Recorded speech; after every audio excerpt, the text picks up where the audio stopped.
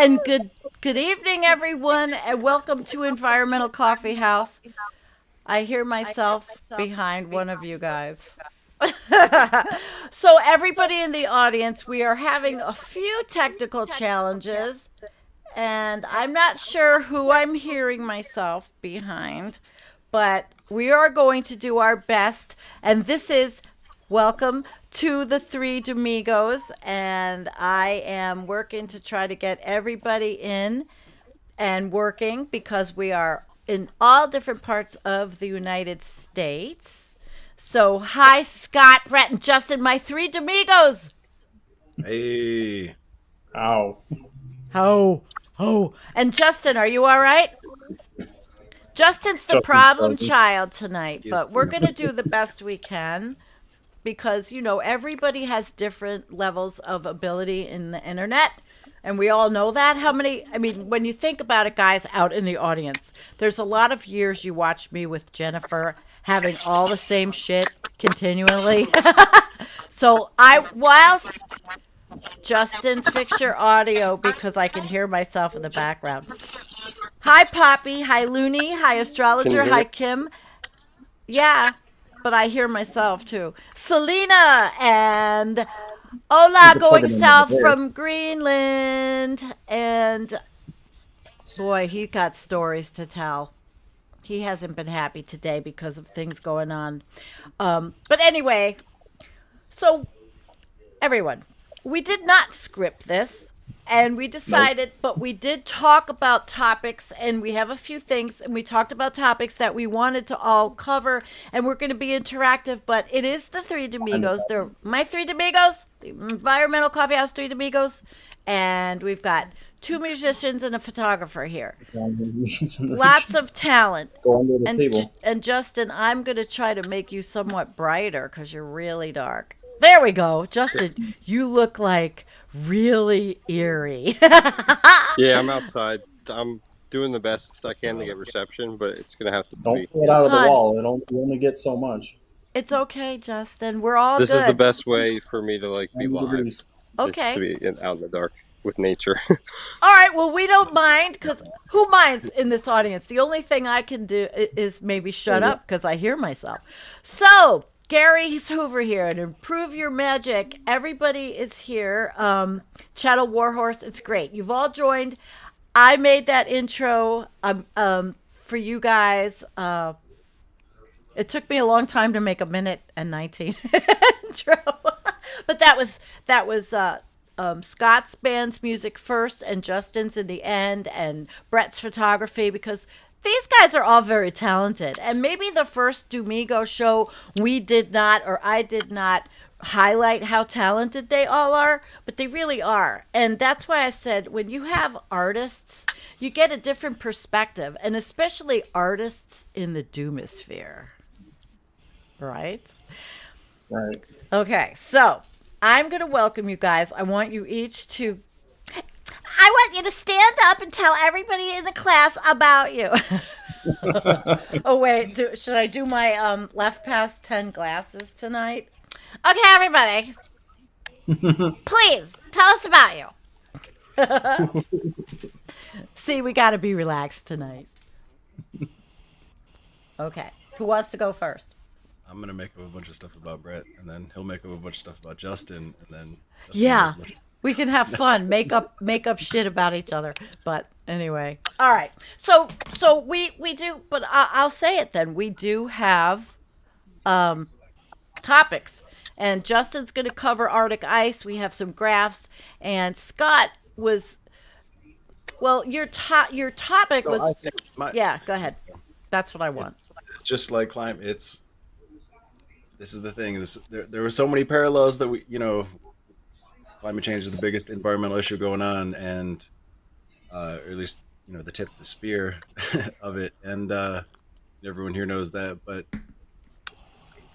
I think some of this people have been forgetting, but recently, especially at least in my area. So you guys are up north. We're in a weird division where we're still in a pandemic. Let's be clear, that's what I'm talking about. But you guys up north, you said we were talking the other day, and you said you don't see anyone wearing masks. But I'm saying I see a lot of people wearing masks again, and that is like the only indicator we have anymore since we have no public health system in the United States. It's the only indicator we have anymore of how the the pandemic is going, which is still ongoing. And Of like course it is. with long COVID, I mean, that's what the jam about in the beginning was. That was I wrote. I recorded that when I was. I don't even know if I was going to survive. I don't know what the fuck was going on. That shit was messed up. Long COVID fucked up a lot of people. Bernie Sanders just wrote an article about it, and then see CNN today. I mean, so just going off of my how many masks. I used to have different metrics. Twitter used to be great source of scientific information. You used to be able to look and if you follow a lot of people who are following COVID and the pandemic, okay, now is a good time to mask up if you're going in public and stuff like that. But now it's you're relying on wastewater when you can get it. We're Right. literally like looking at our shit. I mean, it's just a great metaphor on top of it. But Isn't it? But just the today, wastewater shows also polio, and it shows a lot of yeah, I mean, you know.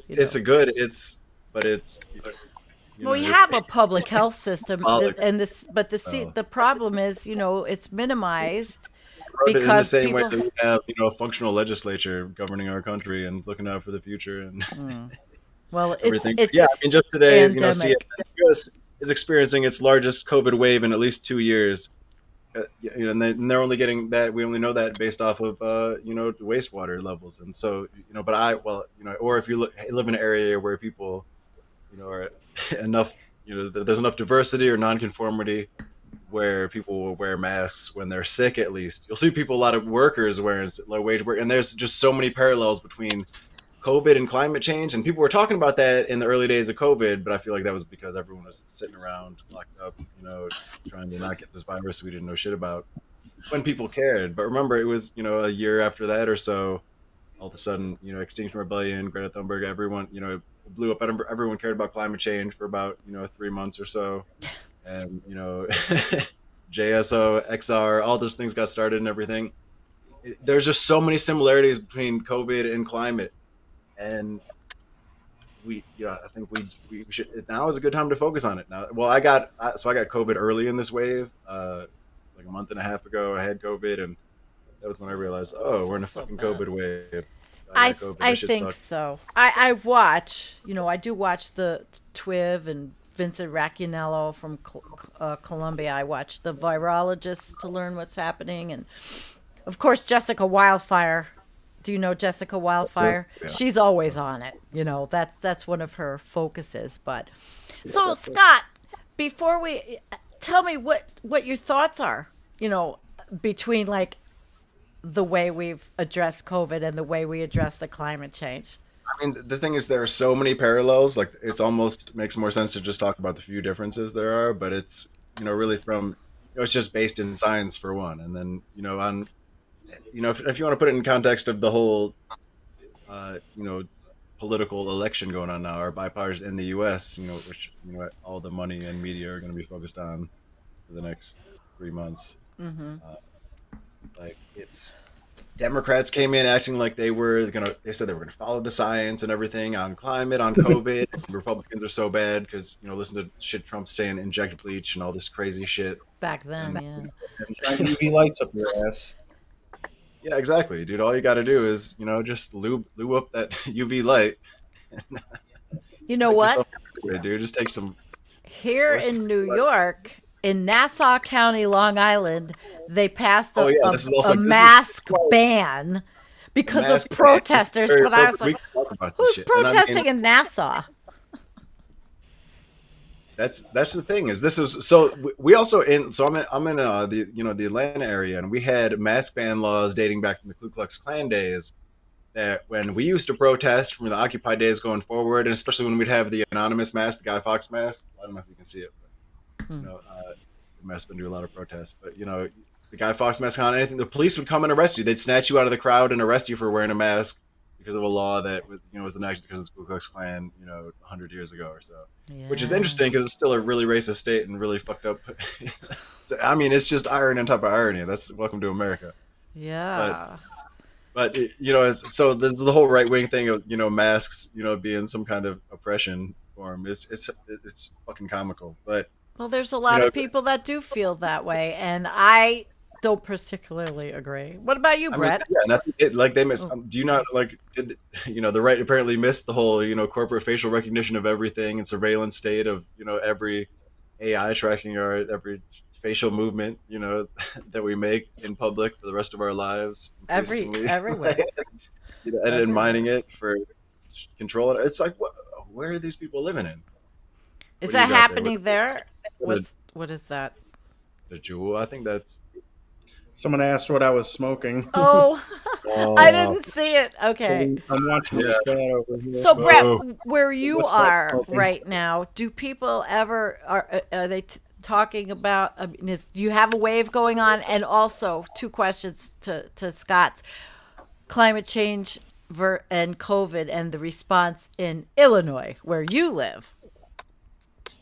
mm, There is no response where I live. Nobody's wearing a mask, and nobody gives a shit about climate change. They all think it's a hoax. Really? I mean, right there, and The it's weather's all still based on. really nice here. We haven't had any major disasters or anything, so nobody's like keened into that. They're all dead asleep. I, And see that that's huh? the parallels are just nonstop. It's Yeah, this belief that it happens to other people, not me. I'm not a vulnerable right. population. I'm not 80 plus years old. I don't have heart disease or whatever. I'm not worried about COVID. And it's just not scientific at all. I mean, athletic people are disproportionately impacted by long COVID and different long term debilitating. And it's the same with rich people. And it comes down and early in the pandemic, especially when it was frontline low wage workers who were kind of being forced, and everyone was like, "Oh, this is remember this." It feels like so long ago, but everyone acted like the frontline workers were so heroic and everything, and it was, and then 3 months later, it's like fuck them. What they want more pay? Fuck those bastards. This is why replace them with a robot or whatever. No, Those frontline workers. And yeah, and celebrating the nurses and everything, and it's like, look, dude, we're so fickle as the American people. We forget that immediately, and it's the same with climate change. Like we cared about it for a short little while when Trump was president, when it was convenient. We shut down Metro Atlanta with Extinction Rebellion. Like holy shit, over climate, we shut down like parts of Metro Atlanta strategically, like with hundreds of people, you know, in Metro Atlanta, like over climate change, just a few years ago, and then not like people are just Well, fickle, the big protests and that was now part of were like we Gaza. all took. Oh, sorry, go ahead. No, I'm just saying the big protests were Gaza. But I don't know. Have we ever seen that kind of reaction to climate chaos, catastrophe in the activism sphere? I don't know. I haven't seen any encampments popping up on college campuses over climate change. Have you? No. Exactly. And I think, the overarching issue is, yeah, you can Nobody be gives a very, shit. It's an I overarching. know, and it's horrible. I mean, we're not condoning war. I'm completely with these kids. I mean, it's not like that, but when are we going to mobilize if we ever are? And is it, why? I don't know. We're doomers. Do we say fuck it? Well, I mean, there are doomers that do organize and do activism. It's just I Right. think it boils down to the individual, what each person feels is the right thing to do. You see people get criticized all the time about which brand of activism works better. The soup on the painting activism or the boots on the ground campaigning for legislators that would actually enact policies that would make any sort of change whatsoever. So there's that debate in itself to discuss because I feel like most of the criticisms leveled at doomers with regards to inaction have to come from the space of a lot of people that aren't really doomers in the first place. I feel like most of and I'm not sure if you guys are familiar with the term doom adjacent, which is people that Yeah, are, that was kind of like, Jeremy on my channel, Professor Jeremy, a few right, years yeah. ago. Doomer And I mean, adjacent. I'm not Yeah. sure if you would consider apocalyptic optimists like the same thing as doom adjacent people, but No, No. that group of people, those are just they're liberals. definitely not on the inaction. They're very geared towards what can we do in terms of incremental progress. Whether myself or anyone else here agrees or disagrees with their stance, they're still committing some sort of action and protest. Well, I think that we all do our little part here in some way, but is it enough? And what is enough? And what do we want? What do we want? I mean, I think. Well, do we want to get into the moral question here? I think this is one of the most interesting topic in fucking human history is like kind of the moral philosophy in the age of climate collapse. Like that's. But Yeah. honestly, like we like what would a future generation say you did enough? Like the planet was dying. Like this was the last possible, maybe 1% chance you had, and we're all in a position to have some impact. But like we are also are doing something. But then is the question for us then is like how much are we doing? And you know what would a future generation look at you in living in the fucking hell planet that we leave them? Look at us and say, oh, okay, you did enough, or like, oh, you should have done a little more, or like, oh, you you did way too much to try to unfuck the world. I don't see that being realistic. I don't So, see anyone saying you did way too much. exactly. So that's kind of the Un whole. Even possible. But unfuck the world. I like that.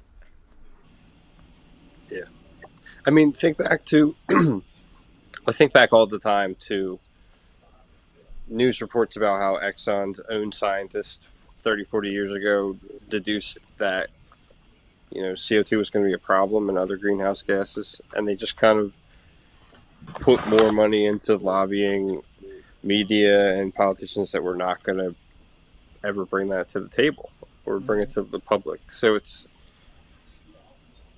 difficult when people point fingers at, oh, did you do enough, when we're all operating under this paradigm of that's controlled and manipulated in subtle ways that we don't always see and know. Oh, well, we see it and know it when they arrest people Well, like yes, that's the Peter non-subtle Kalmus ways. and all the bullshit that happened I think with the we people. as like Americans, Paul, as we're what? Good. There's definitely more Roger subtle Allen, ways. 5 years. like we're comfortable enough, or we in the vast scheme of all life forms on Earth, especially humans, especially hominids, or however you want to expand it, forward, backward in time. We are comfortable enough where like I feel like it's hard to give us an excuse. That's the one thing. But it's also hard to figure out like what the fuck do you do at this point? Like shit is so fucked. I don't know. Like Justin, as far as what you were saying earlier, like the I guess the more direct action versus legislative and electoral politics. Like to me, I know to ever some people that's a debate, but like to me that's the same thing. You need both prongs. Like it's like two. You need both of those. You need the Dual hardcore pilot. dedication, and you need them Oh in yeah, a balance. I don't disagree with that. You have to apply pressure, no matter even if your candidate gets elected or not. It's just from an observational standpoint, it seems like there's this kind of debate between the two in the discourse. There is. Not like my personal stance. I think we should talk about that, like you said, because I think that's important to put in a climate environmental context because people don't, and the Democratic Party doesn't think strategically. No one really thinks strategically of how to get out of this mess. So this is like the one question I have with optimists and liberal optimists is like, okay, well then how do we get out of this mess in a realistic way? Like plan like A, B, C, D. This happens in 2025, 2030, 2035, Right. 2037. Like point like map out any future where this shit gets better at this point, and people can't do it. The optimists can't do it. I could do it, but it's delusional. So I'd have to start with saying the first step is delusional. Delusion. So like, Are we but living like in a people delusion? are not like, but I'm not Yes. the one of the optimists. So like, I don't know. How would you guys map out a better future from here? I don't fucking know. Or is it just toast? It's like addiction recovery. The first step That's to the solving easy the problem answer. is Let's admitting you have challenge one. ourselves. Let's say Wait, you're Brett, talk because you're over talking to each other. Sorry. It's like addiction recovery. The first step to solving a problem is admitting you have one. You can't get out of a mess until you admit that you're in one. And so most people haven't admitted it. Yeah. They don't even see it as a mess. They're living high on the hog, and they don't have the perspective necessary to even perceive it as a mess. I would say that's It's like true. When orders. when you look at polls online, people do these polls about what is, the most pressing issue, and these are all over the sphere. And you Mm-hmm. always see climate change is like the bottom of the barrel, and I'm looking and saying, Yep. Yeah. you guys are crazy because you're not going to have anything in 10 years, No. and we could The make other it. Could we make it better? some of the other issues they care about are a result of climate change. Like immigration is like the number one issue. But why do you think all those people are coming here? Because where they lived has become uninhabitable. They can't grow any food. Yeah, So of course they're gonna head poleward. But you don't hear that in the media.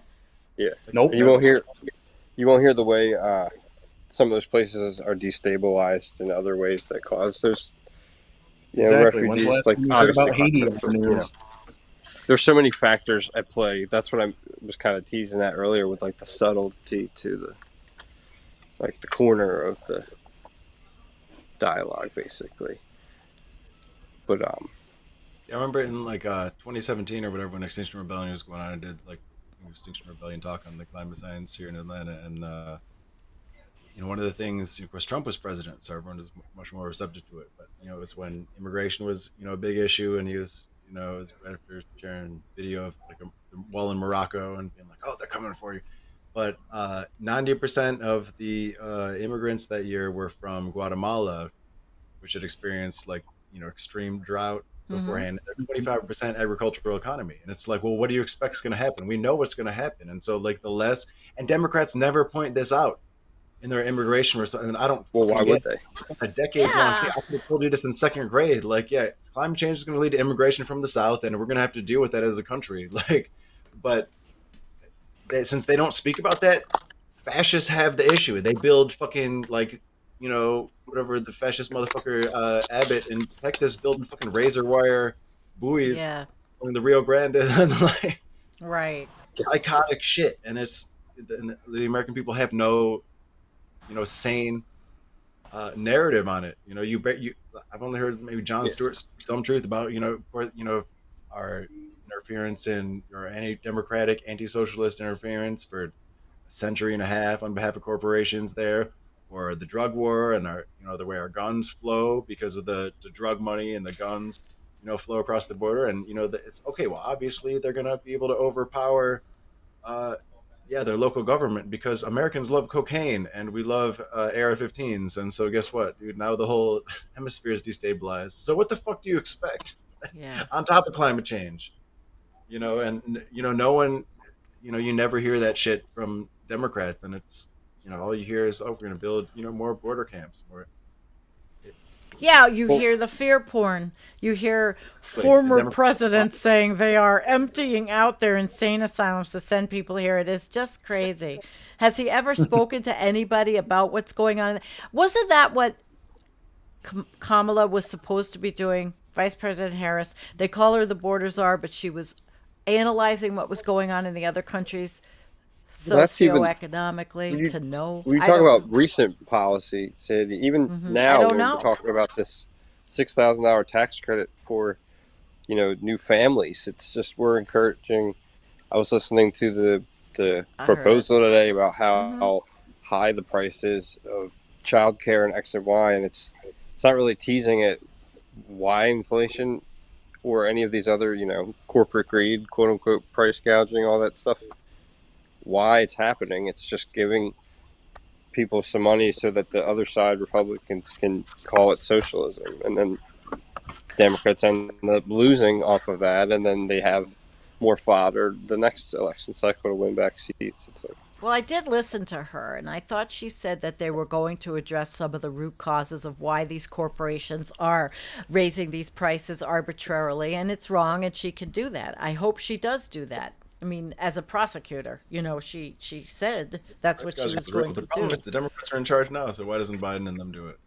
Who knows, right? Because they don't give a shit. I know. Yeah, I'll well, tell you that's- right now, they don't give a shit. this Yeah, last 4 years was kind of like really surprising to me because I feel like there should have been things covered under this administration since 2020 that they said that we're going to be covered, like not just like federally legalizing marijuana and all that stuff, like the minimum wage increases, like things that would have helped people with inflation 4 years ago that never came to pass. So And that's what's. I mean, I'm on the, I'm a leftist, but it's just a frustration I've seen in left circles that we don't hold our quote unquote policymakers accountable in ways that, like, we don't put pressure on them up until like the last couple of years.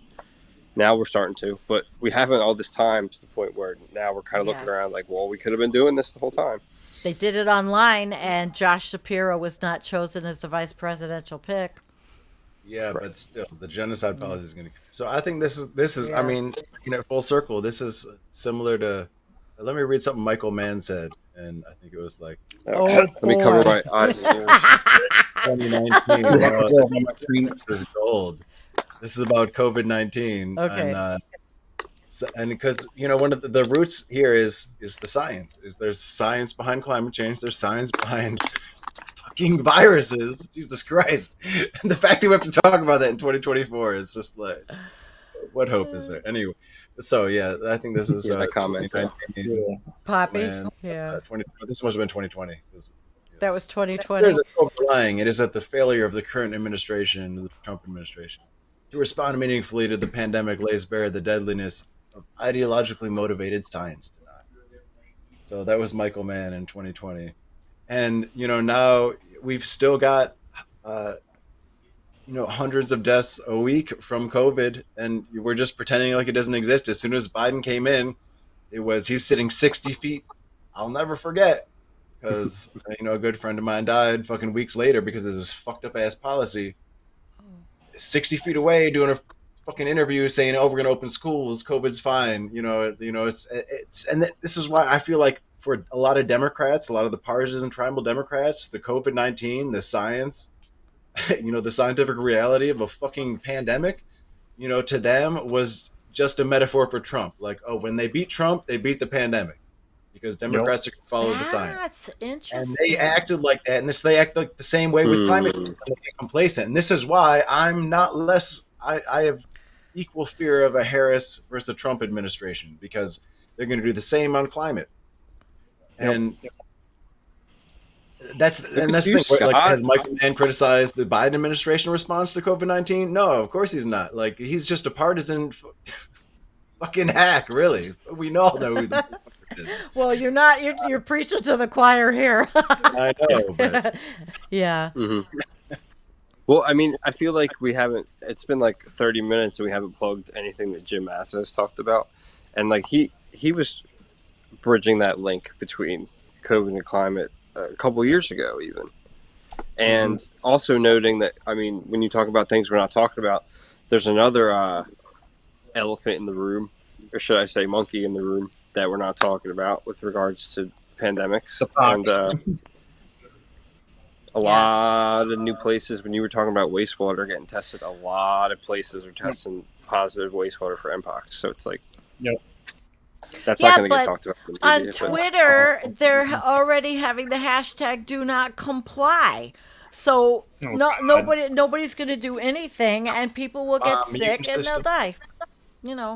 My immune system is going to say, "No monkeypox. I see you coming now." No, I think human pox. I want to beat your ass. Well, it's like every year the permafrost continues to melt. Yeah. There's going to be more pandemics. I remember that episode of, I think it was like a bunch of reindeer were killed off of permafrost because some chemical, it was either anthrax, I think it was anthrax, was released into the air. Yeah, Jennifer and I did those shows. Yep. Right, and didn't like wasn't a person affected by that too? Like a child was unalived by that stuff. So yeah, and we really don't know what's in there. Do you guys follow the posts Peter Carter does occasionally? Because he was posting even today before we went on about how Arctic methane is coming up in the wetlands in Hudson Bay because it's been 90 degrees Fahrenheit up there in the north of Canada, and there's been no Arctic sea ice because the sea ice disappeared way early this year on the peripheral edges and bays of what we would consider the Arctic, the different Arctic waterways. So We can Like get what? into that too, but there's Yeah. so much going on at the north and south edges of the world, and it affects all of the other parts of the world. So And nobody talks about that and nobody cares. And Jennifer came back from Juneau and she was telling us in our show about the Mendenhall Glacier, and now Juneau just had a catastrophe from yep, melt and from rain and houses, 230 houses, and Juneau is in a mess. And people down here, what we see, so we're disaster immune, it seems, because we keep seeing tornadoes and hurricanes and floods and all. We had a flood not that far from me. People, just and it's like, okay, what's going to be on the next? What's the next news cycle? yeah. Well, Of yeah, Vermont had historic flooding, like on the anniversary of last year's historic flooding, Mm-hmm. and there's storms now. For me personally, a few years ago there was a hurricane.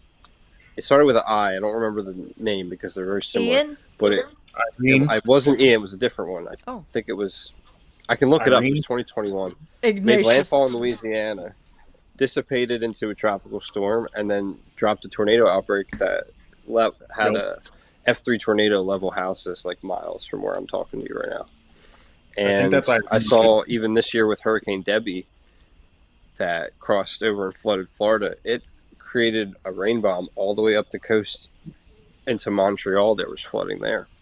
Mm-hmm. So these storms now are packing, even quote unquote tropical storms and only category 1 and 2 hurricanes are being supercharged by a superheated ocean and how much moisture content is already in the air for them to absorb, that it's just carrying these rain bombs all the way up into Canada and even parts of Greenland occasionally.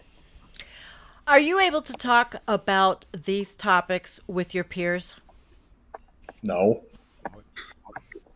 Justin, with your knowledge and you're learning so much about the Arctic, and it's exciting for me to see you unfold with all this because that's where we were and learning, and it is. So I just wanted to tell you that. But are you able to communicate with your peers about what you have learned and what you're seeing and the severity of it? So I've kind of developed over like almost a decade of looking at this stuff a litmus test for who can and can't really deal with any of the nomenclature. So if we're talking about the people that quote unquote pass that test, then I'll talk to them occasionally because even they will get too overwhelmed. But everybody else, it's just like deer in headlights, silence, very shocked, stunned. People expect you to talk about the baseball game or the beach, because we live in a state that's predominantly the southern half, the tourist industries, what funds a lot of the state economy at the bottom half of New Jersey. Obviously, there's a technological sector, but so obviously everyone's talking about the beach and not the coastal erosion and not how hot the ocean is when you go to the beach, where you can. Or it's I like used to remember bathwater. being cold when the sun used to set when we were kids at the beach. It got cold and you have to get out of the water.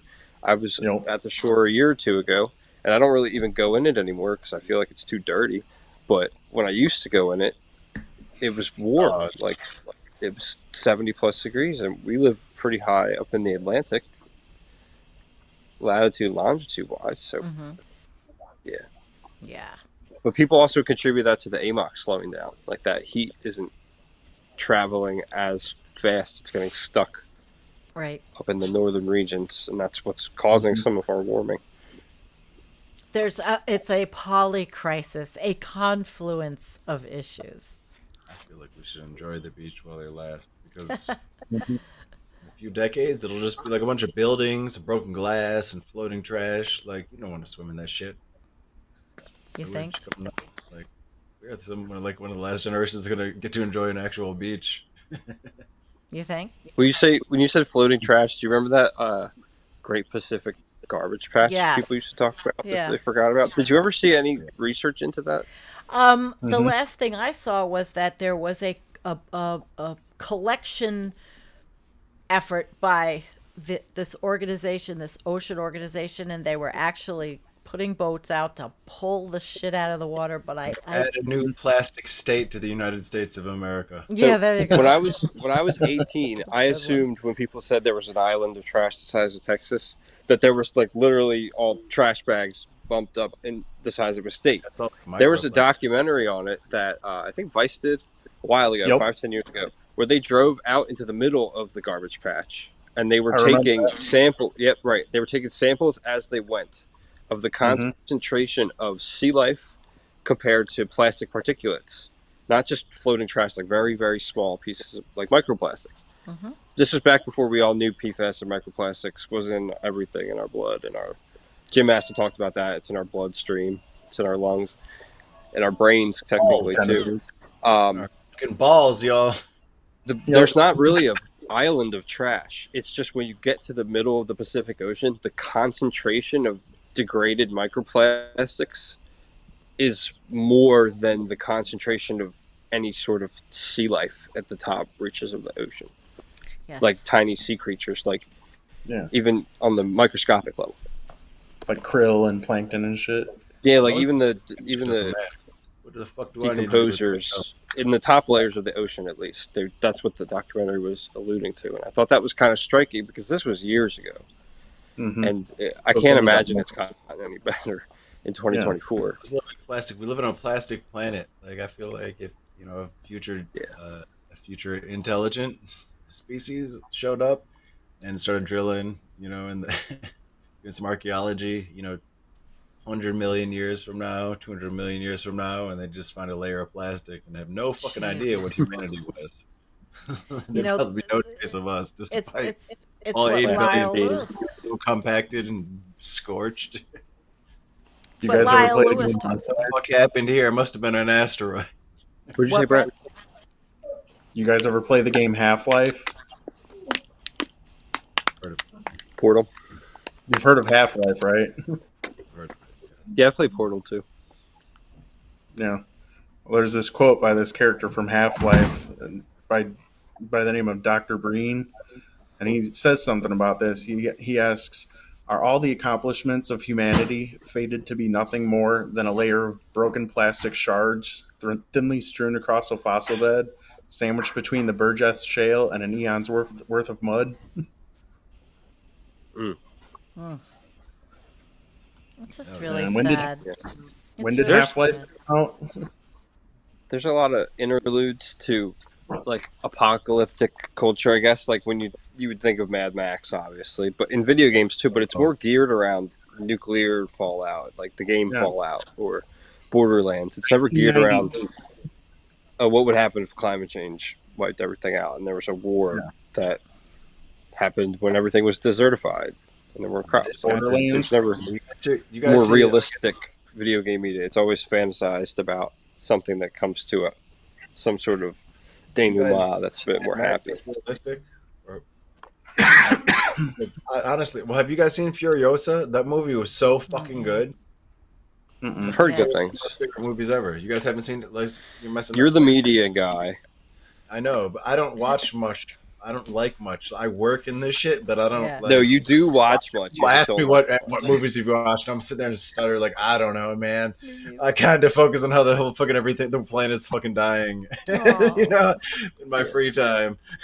So I'll I also think a lot of us do. I haven't watched the new episodes of whatever Marvel shit. I haven't I don't know. I'll probably watch that shit someday, but The most realistic thing I saw that guy referenced to me was the movie Finch, Yep. and that was just like, I haven't seen that. Okay, Finch.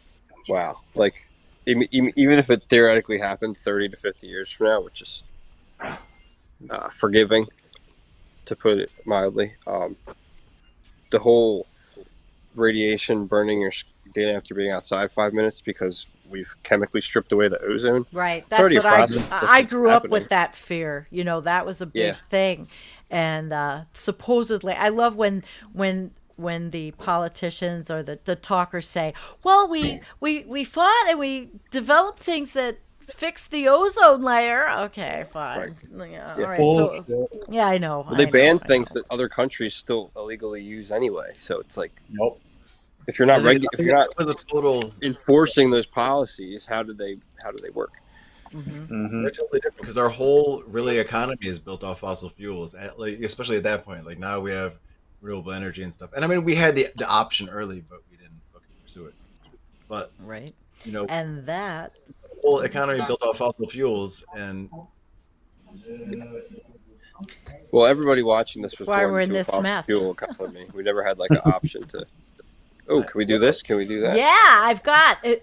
Which one did you want to talk about first? Because really, you know, Surprise when me. we started, it was what happens in the Arctic doesn't stay in Oh, the my kitty. Arctic, and it's just exciting for me to see Justin get this epiphany and knowledge. All right, we had the first one. We had the All right, I'll surprise you. Hmm. The ice age, the age Oh, from that's, oh god. 1984. This is how the older ice. There's no more older ice. Not a lot of it. Yeah, I haven't seen this, so you really Yeah. did surprise me. Yeah, I surprised you Yeah. because So if you'll remember, Jim Assos talked about this too. mhm, Ice that isn't as old is more translucent. It's kind of see through. It's not. It doesn't have that thick white tendency that you would think of as like a hockey rink, which is many many layers of ice. A hockey rink. So this younger ice is translucent. It's thinner. It's easier to melt. And the problem with it being translucent is sunlight can penetrate through the ice and heat the water under it, melting it from below. It's Mm-hmm. already melting from below. A majority of the ice melting, especially when the sun stops being 24/7 over the Arctic, happens from the undersea currents, which is why it's such a big deal that we're now talking about, oh, the oceans are warming and the Arctic is warming because the undersea currents are contributing so much to not only the melt of the Arctic, but this calving we're seeing at Thwaites Glacier, these yeah, that's the undersea same thing caverns that go underneath. under Antarctica. It's all directly related to how rapidly.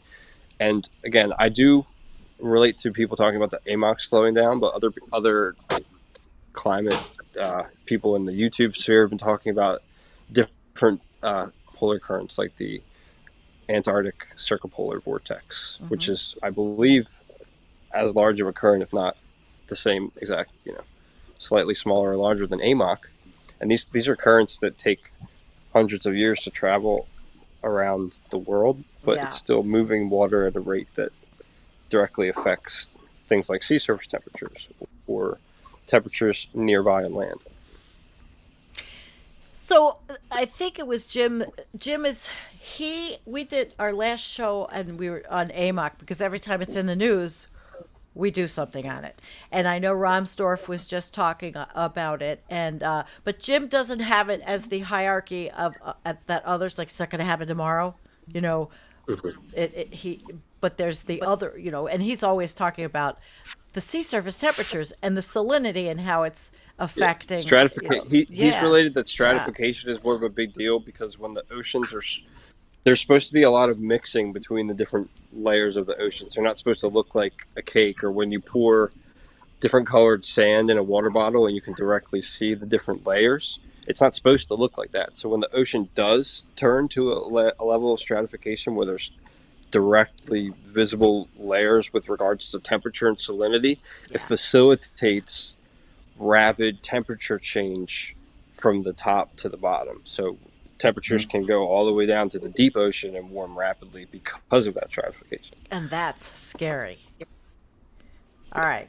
Let's look at this one. This is the one you sent me originally. Hmm.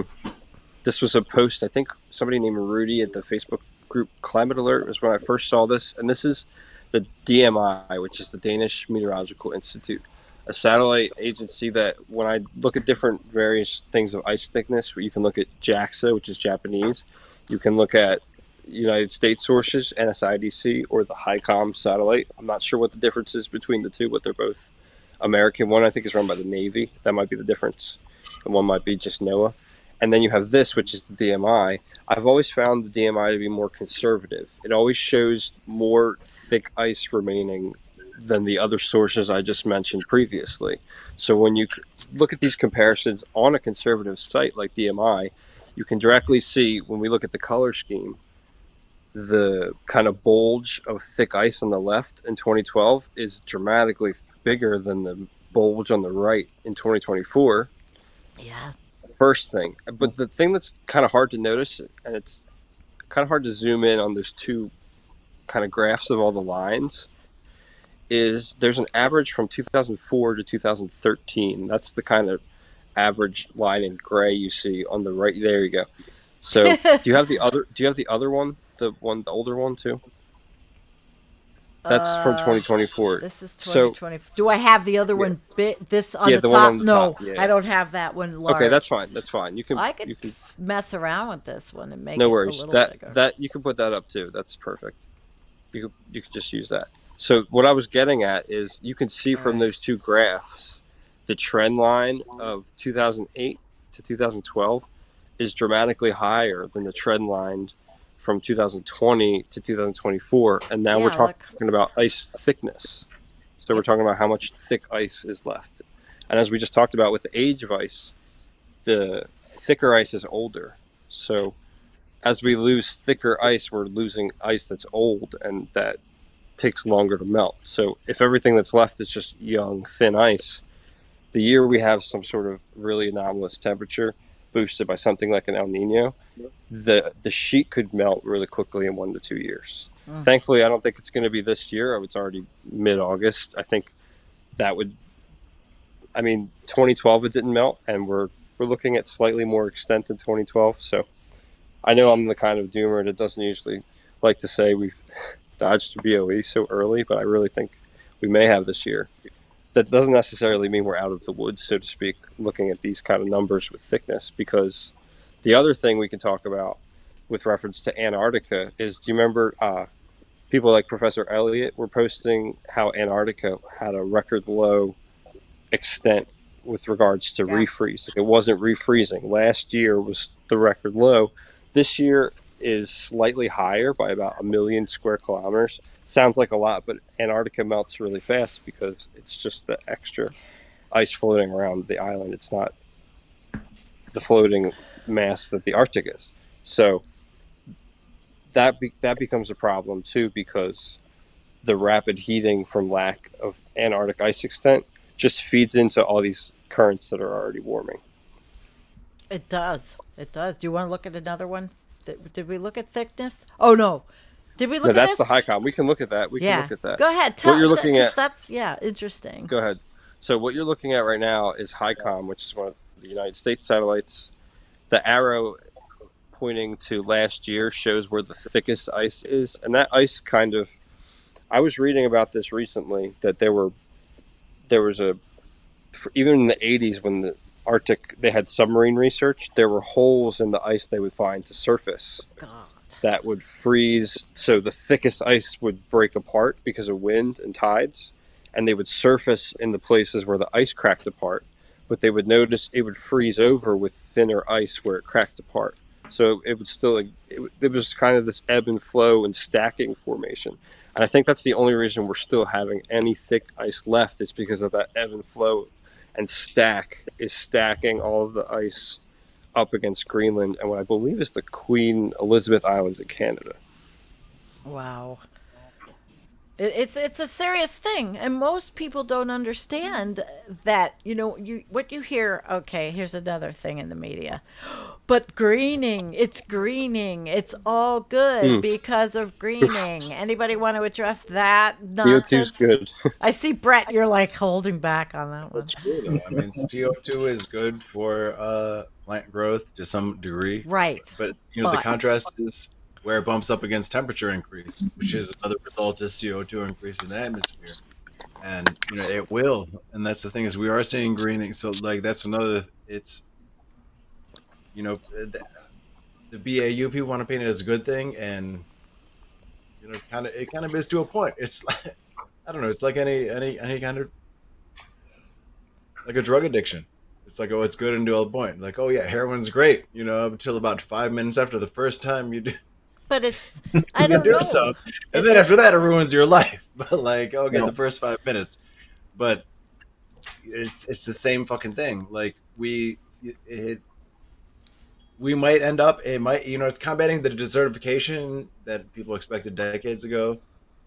But at the same time, there might come a point where it just completely reverses all that progress, and it's logical. Like at some point, yeah, the plants are gonna set on fucking fire, you know, and Yeah, they do, and exactly. they are, and we're seeing it. Some of the We're places where seeing there's it. the most raining, like in Australia, we'll see massive Yeah, wildfires. Then burning the shit that but just went that's so green Athens, that was Greece is proving the still disproving burning. the yeah. introspects of Well, carbon. Athens is crazy because do you know how you guys have heard about the park fire in California? Yeah, Mm-hmm. I was following And it. I know it was started by an arsonist, but the point is, The fire started by conditions. arsonists worsened because of the dry wind conditions associated with climate change. So it's more so what happens after the fire started that's important here because it grew to be what's now the fourth largest in California history, modern history. And the Athens fire, which is so alarming, is 100,000 acres. The Park Fire is now 430,000 Oh my acres. So it's God. four Yeah. times the size of the Athens fire. But Scott, what you were mentioning about CO2 and plants catching on fire, it brings me back to Jim Mass's like order of operations of what's important and going to happen first, because we're already seeing that both trees can't they turn into carbon emitters if there's too much CO2 in the atmosphere. Certain plants will just they can't absorb that carbon. And there was also a new study with regards to the Arctic that it's not as much of a carbon sink as people thought because the coastal erosion is rapidly eroding some of the permafrost that would be storing carbon. And that was a recent report that came out in the last couple months in the Arctic I was looking at today. Torstein's talking about the emissions increasing. That Yep. that Go ahead, Brett. You have it. You have a comment about that one? Well, I did post something on Twitter about that, about the coastal erosion. I tagged our good friend Collapsed Aphorisms in it. Ian was supposed to watch tonight. I don't know if he's Oh, here yeah. live or not. It's late Oh, look. over in Europe. Yeah, it There's Yeah, is. always so the Arctic Ocean catch may it on the absorb flip less the CO2 than rerun. projected due to coastal erosion.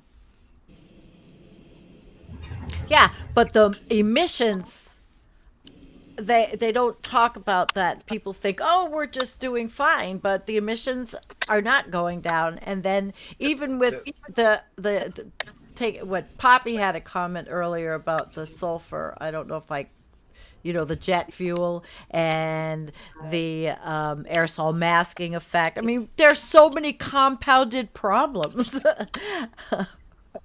Jeez. Yeah, it's a lot. Yeah, it's insane. And it always reminds me of when Trump took that NOAA map and just drew like with a Sharpie, just redrew the trajectory of the hurricane. That reminds me every time I see these optimist climate scientists, Gotta just start doing saying, that with the "Oh, math. we'll just go to net zero from here. We'll just draw the line Draw straight down hurricanes in from a here different to way. wherever it makes Oh. sense for our narrative." And that is our climate plan. Like we're so fun. Like and these are good people and they're smart. They know what they're talking about. But at that level, when they're drawing that fucking line, I'm like, dude, you are more delusional than I don't know, every fucking crackhead in the world combined. Well, Like, I'm not going to mention the inspiration of the post, but I was thinking today about the notion that there are a lot of really smart people that choose to ignore different I see that. fallacies and cracks in the system that are problematic and oppressive to less fortunate people because they have some level of comfort or privilege. And I'm not excluding myself from that. It's just an observation that it kind of, I understand why people can be so smart, but also vote against their interest in a way or Hmm. support things that may not be, you know. Do you know? This is just a little anecdote. When Trump did that with the Sharpie, do you know that there was a whole population of people that actually thought for real he knew where it was going and thought there was going to Oh, Alabama? yeah. I mean, if God told Seriously, them, I'm not you lying. can't I'm telling fucking you the truth. Oh my God. Celebrity culture is a dangerous thing. Yeah. Well, so I mean, it's easy to talk about all of the polycrises, Mhm. and the non. I mean, on the campaign trail, this is what you hear: we're going to work on climate change, but that's it. They don't say Yeah. anything about the park fire. They don't say anything about or maybe the we'll thing is, we'll. let me tell you, like Democrats, like I don't. It's not. It's both. We got to say both because it's not just the Democrats. I mean, But the only right Democrats is even pretend to be worse. sane on climate. Only Democrats pretend to Yeah, follow the that's climate true. science. That's That's part of the true. thing. That's part of the That's true. parallel with COVID. Only Okay. Democrats pretend to follow the science on COVID. Only Democrats pretend to follow the science on climate. But then, if you know the science at all on either of them, you're like, you are clearly in like 100% almost opposition to the science. Like, what the fuck? And this is part of the problem. And the compounding problem there is that the public thinks the Democrats are okay. So they think, okay, we got a Democrat in charge. Someone who is thinking logically about climate, is in charge. So Right. it should be Well, okay for my that speaks to my point children. about Same thing with That would have been COVID. No matter- Sheldon Whitehouse. yeah, no matter who you vote for, like I'm not pressuring anybody to vote anyway. We still need to put pressure on the elected officials All because, the time. for example, the current Harris administration has said that they were going to no longer, as a policy stance, support a ban on fracking, which implies that natural gas is this renewable energy source that is not Same methane and not CO2. It's just He was I the don't know good why candidate in people 2020 separate when Bernie CO2 was there. emissions pressuring. from Right. fracking and methane, but it's like we need to keep pressure on those officials if they get elected because that's not a policy stance that's going to really cement a very pretty looking future. No, and it has Nobody to cares, be 'cause the local future can't also, vote. but That's the also whole has to problem. be Future can't vote. local, like where pipelines are when people are fighting Or against leaks, pipelines. like leaking Yeah. wells. Yeah. But No, I don't fracking is- know I've been a saying lot this- about that. Some of us have been saying this. Like, this is a key part of the warming that I feel like has been being missed. Like, everyone, people have been talking about the sulfur reduction, with shipping influencing, the rapid warming we've been saying and saying, oh, we ignored this. But I really think there's been some ignored warming around natural gas as opposed to CO2 from coal, which we also release natural gas. But You already we read know this there's one? been so ever since the fracking boom that happened under Obama when we put a green leaf on every fucking fracking well in the fucking country. You fly over fucking And they Texas knew. and the shit you see, it looks like a knew. fucking disease on the land. Yeah. All these PBS was fracking wells, you even can see them. There's a reporting road in going the to the last few fracking years. pad, Wait. and it looks like a straight up fucking weird disease on the whole fucking planet. And we know that there's so much emitting from this, there's so much leaking from this shit that it's as bad as coal. But the difference is, that's in cumulative emissions, cumulative warming. But the difference between coal and natural gas is that shit warms up quickly in the next like 10 or so years. So then that feeds back on every single feedback, which we know exists. And we've all been ignoring this shit. We've been protesting this shit for a decade plus since Obama was president, and started putting a green leaf on every natural gas bus and fucking UPS van flying down the street clogging up traffic. Well, Like, that was the lie I was told. It's clean energy and it burns way cleaner, back- and it's true. It burns Yeah. So cleaner. much- When you burn it 100%, it burns 50% cleaner than coal. But that's not even a great sell on its own, and it's worse than that because it leaks, and then so it's much worse, and it warms faster, and then it breaks down into CO2, and it's a fucking mess. And we've been told this shit, and it's like It no speaks to- fucking wonder it we're speaks so to fucking Scott's hot. I don't point even think I'd be about- alive anymore. Like, Jesus Christ. Well, you live It in speaks- a I'm not baked hot into this place. shit. Y'all are insane. Scott's point about the people just pretending to believe the science on the left Yep. is that there's a limited life to solar panels and they have rare earth minerals that are hard to dispose of.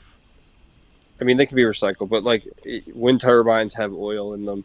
Electric cars have bigger tires, and all tires on every single car are made from oil. There's still too much.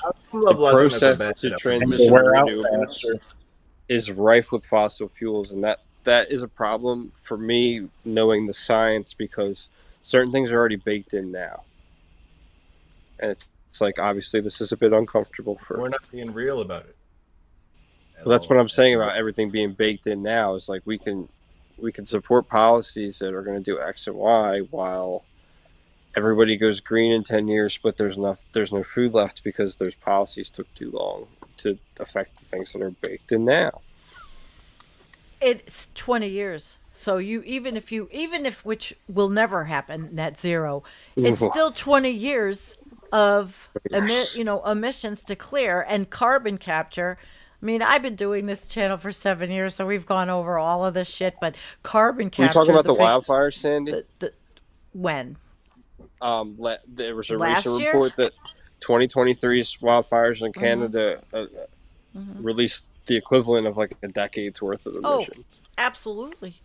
We Yeah, were so wearing like, masks. I was wearing a mask in my garden because it was so Yeah. bad. So yeah, fun so stuff.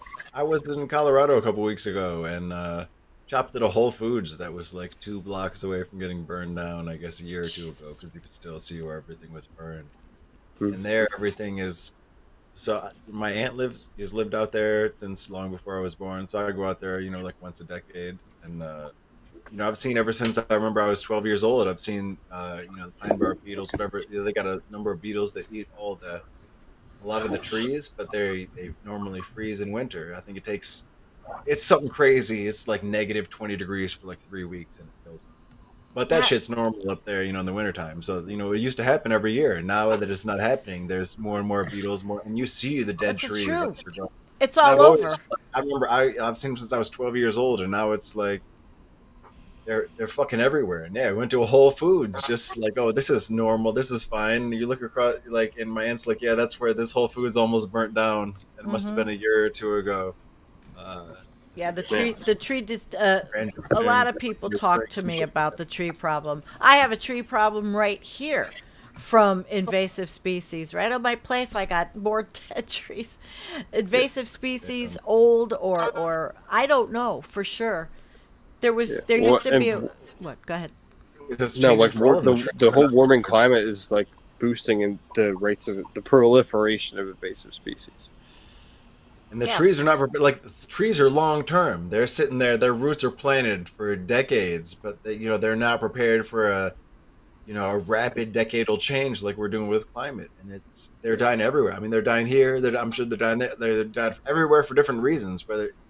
And it's Trees I are live in designed to withstand a certain amount of heat stress. And I just finished that one book Guy co-authored about precipitation regimes and how root systems and how they're affected by rain and ground sloping. And there's certain plant species and trees that are so resilient that they exist in the desert without months of rain, but they do rely on seasonal rain so they can store it in the months that there isn't rain. So those kind of changes in precipitation regimes are as important because there are plant species that have adapted to levels of rain that we might consider drought in one area. Like I live in the mid-Atlantic in the Northeast, and what might be considered drought here could be considered rainy in areas in the Southeast of the United States, or the Southwest, excuse me.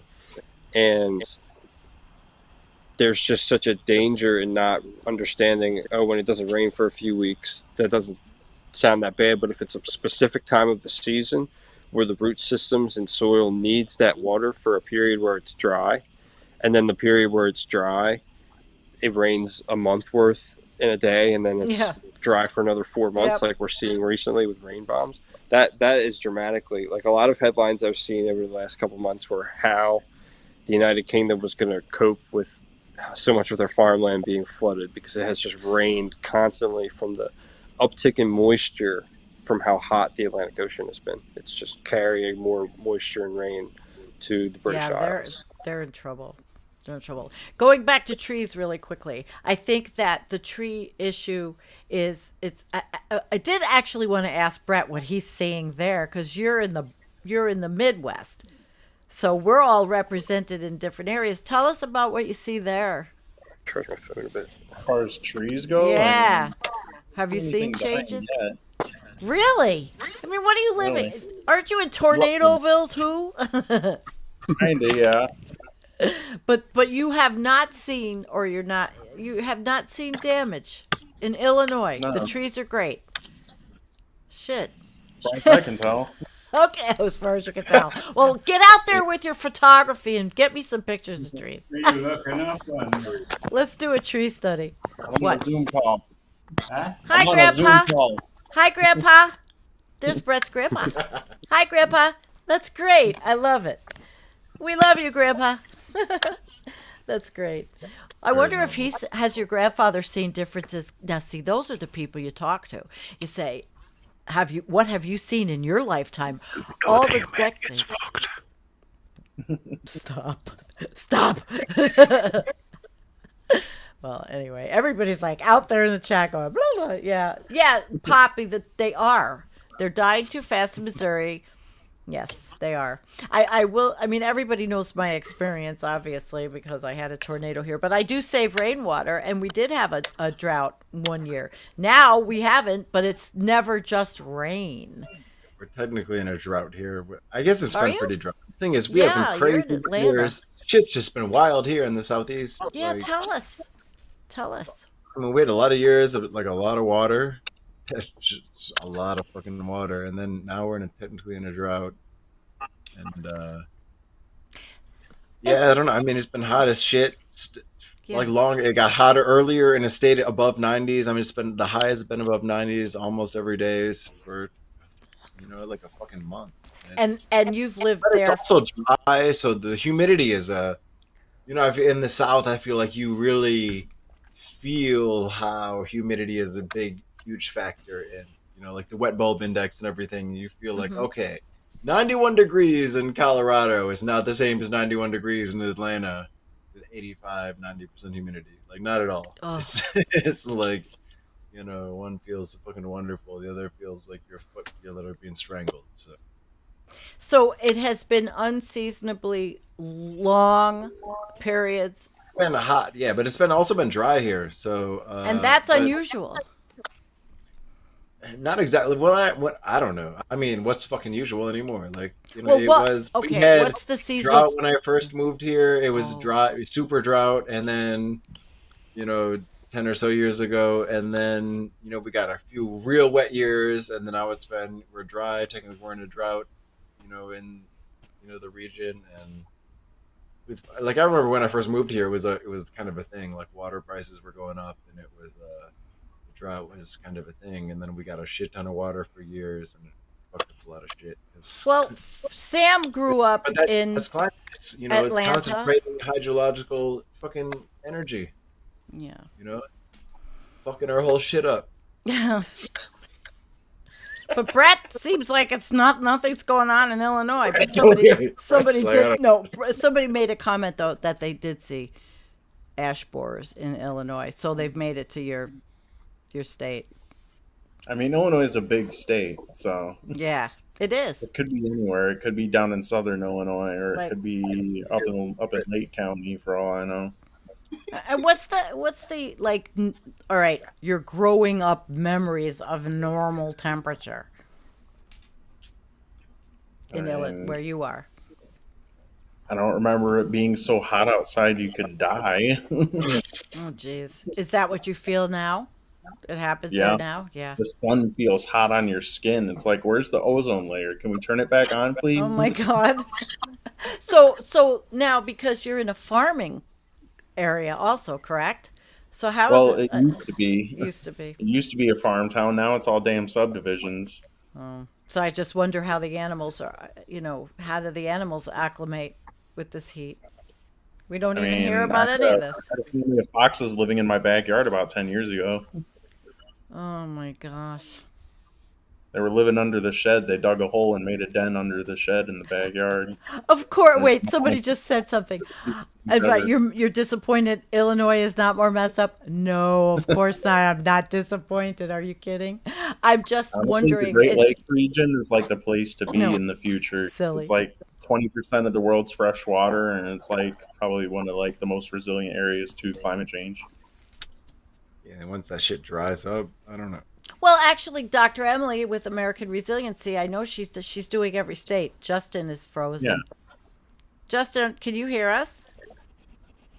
He's frozen. He has to come back in. At least he's frozen with a good smile. Yeah. Yeah, so I don't want to make anybody think I want anything worse. That's like ludicrous. It's just I'm just surprised. But Dr. Emily did Illinois. I think she does every state on American Yeah, Resiliency. you It's did a a good great job of channel. going. Yeah. Yeah, she's got a great channel. Anybody that wants to understand their state, she does a deep dive, and she just dropped Vermont. So if you're in Vermont, you might want to listen to that one, American Resiliency. And you too, Scott, being where you are, because maybe that would help you understand some of those patterns that you're, Well, seeing. and I just think It's all what? it's all dying. It's all. I mean, it's That's the short answer. yeah. You It's know, all going down. Hmm. Like the Arctic sea ice, the extent. It's really, really low actually, going back to the Arctic. But like again, what happens in the Arctic doesn't Yeah. stay in the Arctic. oh Oh, shit! I, Right. it's all of us Yeah, that and said that. extent wise, even though we're not going to hit a BOE, we're still fourth lowest, and we could still possibly maybe see this year's extent go under where 2012 was, which is the current record low, depending on how the next 3 to 4 weeks play out. We do this every single year. Track the Arctic, watch it go down. Yeah. Doesn't, a blue ocean event is not a totally ice-free Arctic. It's just a certain it's No. reaching a certain threshold. And people It- don't understand that the Arctic is not going to be totally ice-free. Mhm. Right, because I don't totally understand that. Yeah, and Go ahead, Justin. we haven't really asked as many questions up until Antarctic extent in the Southern Ocean started plummeting about what we would potentially see from a Southern Ocean BOE, because we technically have gotten closer. There was only about 2 million and change square kilometers of Antarctic extent last 2023 summer, which would have been our winter, February of 2023, essentially. So, and then I'll the have previous, to go ahead. actually, was that this year? I'll The have to last bring 2 Dr. years were the lowest, Gilbs. 2023 and 2024. That's a Dr. But yeah, Gilbs so question. right, yeah. So I would definitely, Oh, and then when we, that wasn't me, was it? I don't know. For It's once, it okay. wasn't me. Um, with regards to Arctic extent, we've always talked about a BOE being with extent, and we never really talk about what happens when we lose volume. Because are we going to have enough volume when we get to 1 million square kilometers of extent to not see the effects? Because right now the lowest point is 5,000 cubic kilometers. It's kilometers cubed instead of squared. So you can see the trend line is kind of getting closer to where 2020 is. And that's another point. We haven't talked as much about aerosol masking. That was allegedly what boosted the sea ice melt of 2020 summer, when there was the lockdowns, plus there were Mhm. regulations changed to take fuel that was high in sulfates out of these massive tankers that were traversing oceans. And I think Leon Simons has mentioned this. He can speak way more clearly and articulately on the matter with regards to AME. But we did see this kind of dramatic decline in 2020 of sea ice that we weren't really paying attention to because something else was going on in 2020 that was catching everybody's eye. And as you can see from that graph, 2024, the volume is actually lower than it was in 2020, even though 2020's extent right now is technically lower than ours. So I think we could The see, like I said, extent we're in fourth place right now with extent. We could see an even lower place, like third or second. and the minimums extent Yeah. Oh, and the and minimum. the So the volume. minimum is usually, the minimum is usually between the 15th and 19th of September.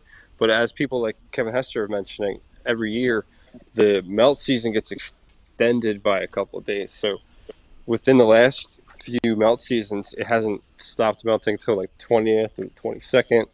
And I feel like the combination of really thin, young ice is going to just contribute to a prolonged melt season and less refreeze in the winter times. So tell everybody Mhm. out there that may not understand all this, what is the result? What happens to the rest of the planet when we hit the blue ocean event, or we do go down to Right. that So state? I guess the researchers best known for studying this kind of stuff, I believe, would be Natalia Shakova and Igor Semaletov, along with a number of other researchers in the Arctic. Jim Ass has also talked extensively about the different reactions, but it's been theorized that there's something along the lines of 20 years Okay. worth of carbon emissions locked away under the permafrost that could be triggered at any time by a supposed methane bomb. And that supposed methane bomb doesn't necessarily need a blue ocean event to happen. So there's two events that could happen where we see a massive release of methane from somewhere like the eastern Siberian Arctic shelf, which is a very specific region. It's next to the Laptev Sea. If you want to like Right. Google or check it on Wikipedia Mm-hmm. geographically, sorry. Mm-hmm. And so that methane event could just be one thing. And a BOE could be an entire contingency of multiple methane events. People are saying now, like I referenced Peter Carter's reports, that there's methane being emitted from the wetlands. Some of the fires in Canada, and we haven't even talked about Siberia, because there's been millions of hectares burned in Siberia every year that we don't see because the disconnect between Russia and the United States media. I got to plug my phone in a second, so if you lose me service-wise, that's why. But really quick, um, a lot of the permafrost land is burning with wildfires, and that's just releasing the stored permafrost methane faster. Well, Tommy has said Paul Beckwith said that a BOE will result in an immediate tenfold increase in severe weather events worldwide within a year. Okay. So we're already seeing increases, So and we don't even have a blue ocean event. So we're seeing those increases.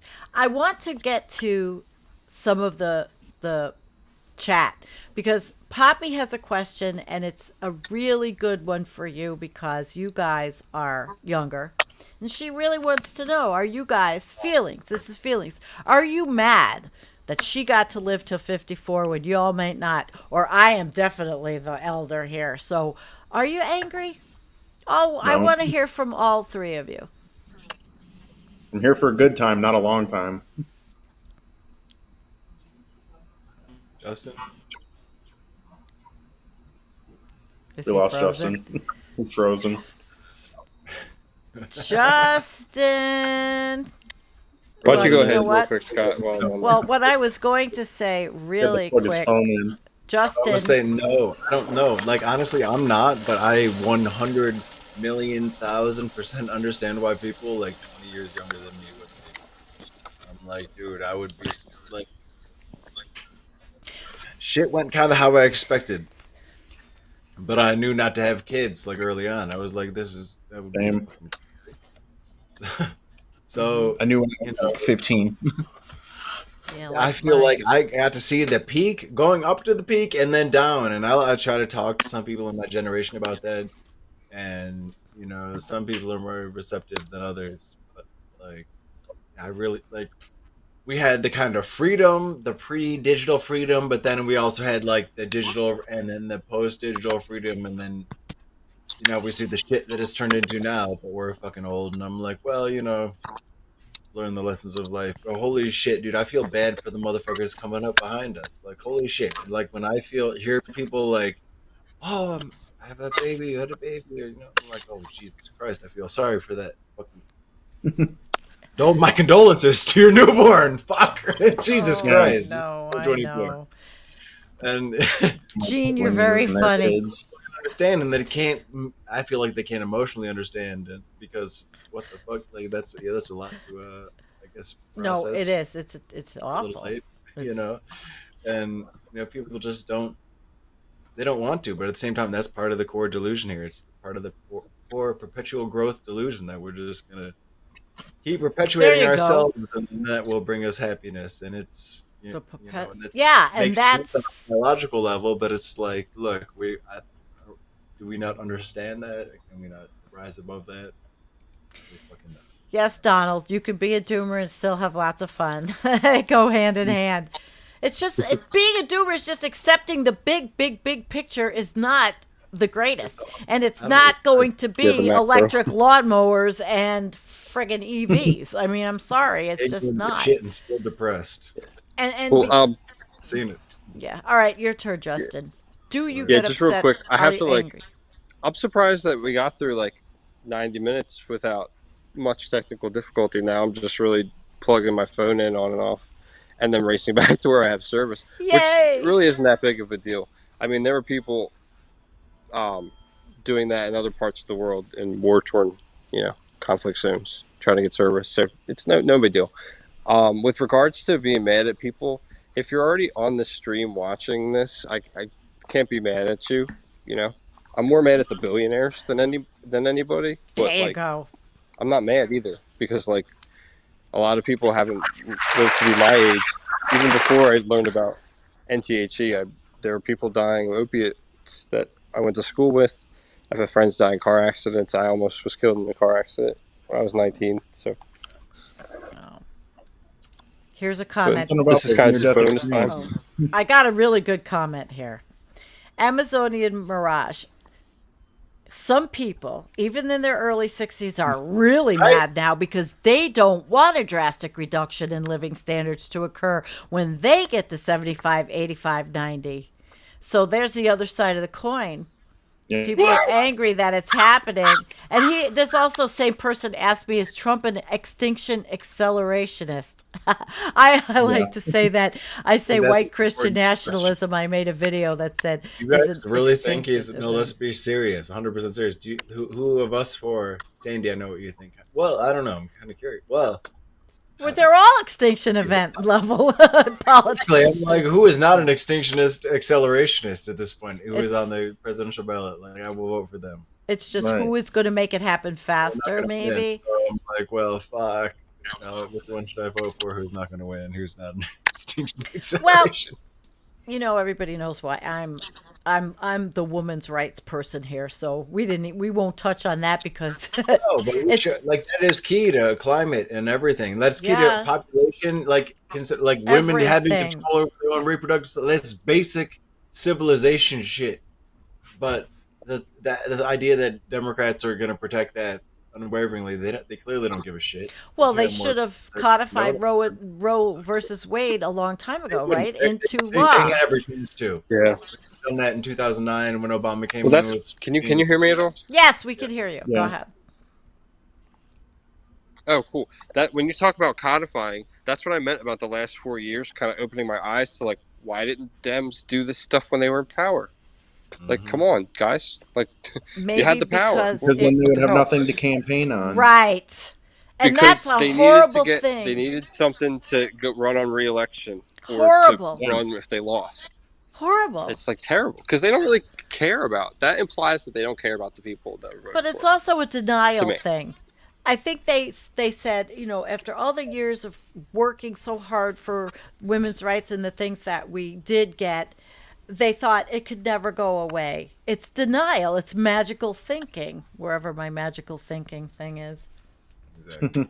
Yeah, I and I'm have a that myth. what Scott said about what Scott said about women's rights are tied into climate activism. I entirely agree with that because so much of the quote unquote less developed world is impoverished women that are directly affected by the results of climate Absolutely. change.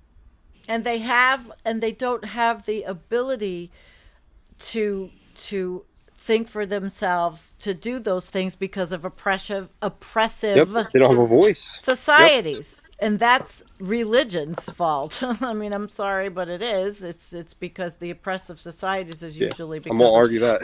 the patriarchal patriarchy in these countries. It's a tough situation, you know. And I grew up fighting for it and wanting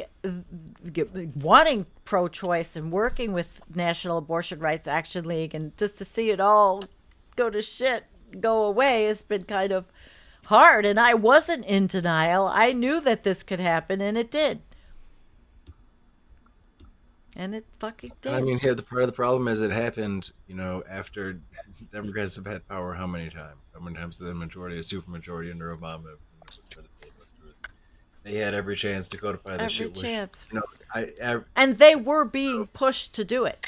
Even as a child, I could see this is basic shit. Like any child could see, this is who understands the world. This is basic to having a civilization. Like, you can see how we've evolved and shit, and like this is key. And it's not even to bring into the environmental and the climate aspect, even though that's absolutely key too. Like, how are we ever going to control our population? Like, you would think so.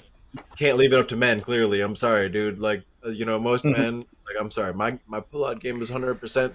The rest of y'all are fucking up. I'm sorry, dude. Like, I don't know. Y'all need to do something else. Like, I don't know what it is, but fuck, dude. Like, it's not. Jesus Christ. There's so many people. I'm sorry, I'm in Metro Atlanta, so I see the traffic around here, and I'm like, everyone's like, this is fine. There's no room to expand public transit. It's just a shit show. They're trying to expand lanes for rich people. And like, oh, well, you can pay however the fuck much new subscription to drive in the fucking less traffic lanes of fucking the shit show. And they're expanding that and taking people's homes and shit to do it. Like, it's we are insane. I don't know who the fuck thinks we're gonna get out of this hole. Dude, we just keep digging deeper and deeper, and no one talks any sanity. Like, everyone just expand, grow. Okay, let's see. I have another one. Go ahead, Brett. Back to the whole Trump being an accelerationist thing. Yeah. Like, I kind of feel that. Like, didn't I post something to the Twitter group chat about that? From you may where is it? Here it is. It's in the memory. Yeah. What did he say? I believe in democracy. It's crazy to me that I have to define that. The ideology that broke yourself. I believe the people should get what they vote for, not who, but what. If the people want universal health care, they should get it. If the people want lower taxes on the wealthy, they should get it. But information is a necessary part of democracy, as an informed electorate is the only way to have a legitimate electorate. This is why a truly free press is a necessary component of any democracy. We don't have that here. In fact, it could be argued that capitalism itself is impossible, since the press itself has become a wholly owned capitalist endeavor that warps the channels of information into propaganda designed to expand corporate wealth at the people's expense. Still, though, it all leads back to the people getting what they vote for. If that doesn't happen, good or bad, democracy dies. There were a lot of people who wanted the UK government to go against the popular will of the people with Brexit and keep the UK part of the EU. But the thing is, in a democracy, the people can't be shielded from their bad decisions. Those mistakes are necessary to teach the electorate so they do better next time. And here's where it comes in. And ultimately, this is why I fall on the side that liberals like to refer to as accelerationism. The people seem to want fascism, D or R versions of it. So I say, let them have it. If that's what it takes to teach people about the reality of the insatiable avarice of the rich and how capitalism will eat everything, including the comfortable and privileged voters who vote for it, then let's go and get it over with. Teach the electorate what the enemy is. If voting for the leopards eating faces party never results in people's faces being eaten, society will never learn and we will never actually right this ship. And if we don't right this ship properly very soon, climate change will end society as we know it anyway. Right. So let the leopards eat the faces for a while. It's the only way society will figure it out. Just try to make sure you are individually prepared to prevent the leopards from eating your face in the meantime. That's the problem. It's already, if it happens, we're problem. We're poof. I think we're at the stage where it's like we either collectively make it. There's no way to selectively make it. We have to collectively make it, not individually, not selectively. Like we either all make it. We got to get the oligarchs on board with that mindset. That's our inclination towards cooperation. We forget it because capitalism tells us just look out for yourself. As long as you can make it, build your individual bunker, dude. Just make $10 billion, and then you build a That is a $5 big. billion bunker, and then you'll be I safe. know we didn't even talk about this, but I've watched through the disagree. And we don't have to get into the politics of it, but the discourse between stepping away from the military-industrial complex, at least in this country, is opening people who would be considered on the right's eyes to leftist ideas.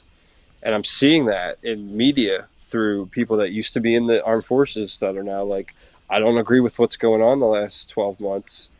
We need to say something to do something. And I'm like, wow. Like, I mean, yeah, we still haven't gotten to climate change, but at least it's a start, right? I guess it's 2024. Yeah. I mean, that's People were voting for Trump because he was, quote, anti-war. Like, what happened to all the anti-war Democrats? I don't think that anti-war is anybody. I think it's Yeah, advantageous no, I agree. war, and it's Well, the Boeing. policymakers It's all of the people selling military equipment. Trump are the same. wants to do They've that been the too. same They all since do. Yeah. we've been toddlers. So it's Right. like, it's kind of hard to, Yeah. Me like, too. even if we voted in the farthest left progressive that never would actually win with the media cycle, they would still be beholden to the policymakers. It's very Because the difficult. Congress would just turn around and just make Disagree, Justin. everything impossible. Wow. No, let's talk structurally, because now we're talking about systems thinking. How would Bernie Sanders be beholden to Boeing if we elected him? We, the people, elected Bernie Sanders. Say 2020, we elected. Well, Bernie it's like Sanders. it's We the same. overrode- It's the same way. It would be Congress. It's the same way well, that there we go. See, Trump that's- was already elected for 4 years and couldn't get certain things done because the policymakers were like, "No, we can't invade this country. We can't do this." You have to have a realistic expectation of your political system.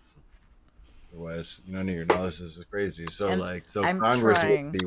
Congress wouldn't have been with him. But And that's Are you implying that my analysis is crazy because I'm I'm just saying, under the impression that the figureheads don't make all the maybe, policy decisions? but if you just Because want to that's- argue defeatist, I don't want to say defeatist attitudes, because I think we have to be realistic about not being disappointed by putting all this energy and effort into the system.